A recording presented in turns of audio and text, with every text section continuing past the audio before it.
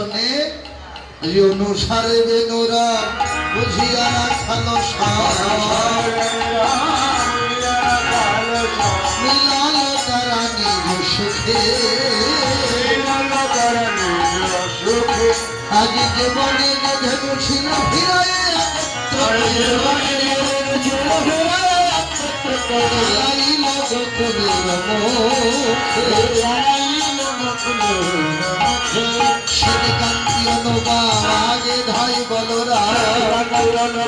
আগে ধাই বলরা আর শিশু চলে নাহি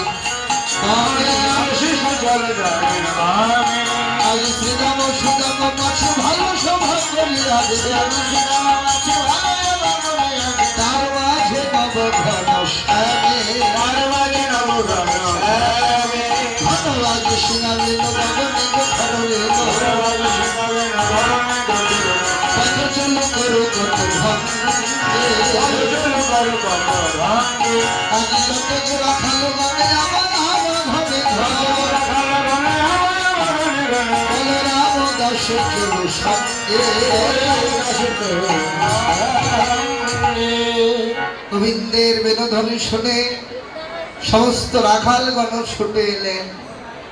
সবাই মিলিত হয়ে যাবন গ্রামের নিকটে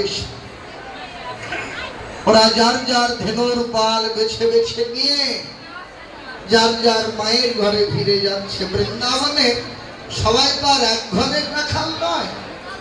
যখন ওরা মায়ের ঘর থেকে গোষ্ঠে যায়, গোষ্ঠে যাবার সময় যাবটের এখানে এসে সবাই মিলিত হয়ে ওরা একত্রিত হয়ে গোষ্ঠে যায়।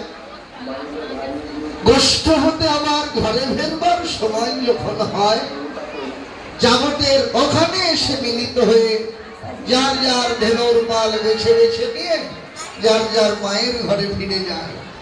প্রতিদিনের মতো আজও তাই করছে। যাবট গ্রামের কাছে এসে যার যার ধেনুর পাল বেছে বেছে নিয়ে যার যার মায়ের ঘরে ফিরে যাচ্ছে।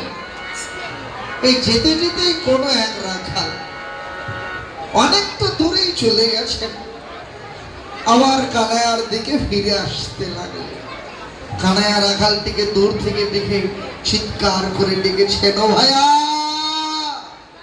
এত দূরে গেলি, এমন করে ফিরে এলি কেন রে?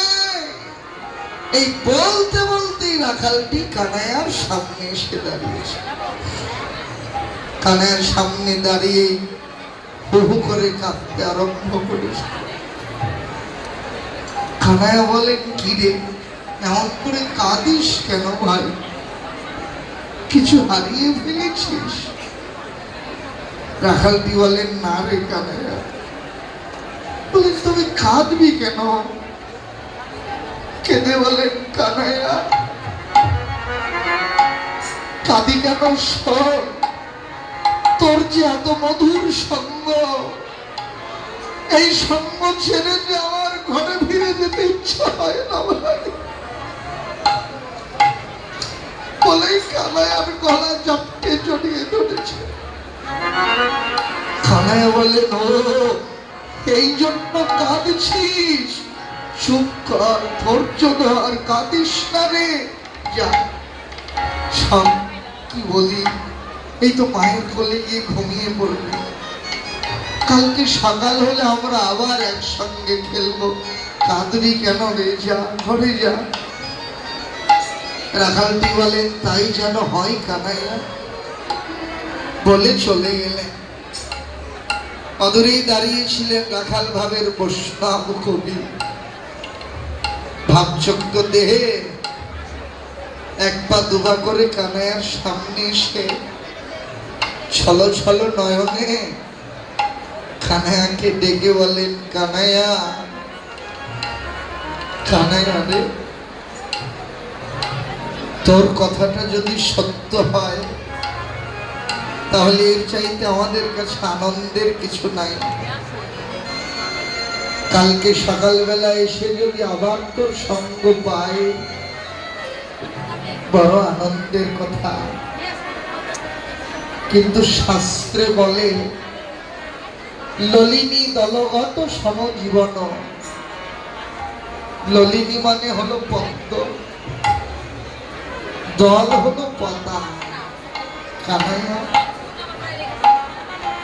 পদ্ম পাতায় যতক্ষণ জল থাকে এই দেহটার মূল্য ততটুকু সময় তো নারে। মায়ের কোলে গিয়ে ঘুমিয়ে পড়লাম, যদি এই জীবনে আর সকাল ফিরে না পাই তাহলে কালকে এসে তোর সঙ্গতা আর হবে না। কালকে তোর সঙ্গ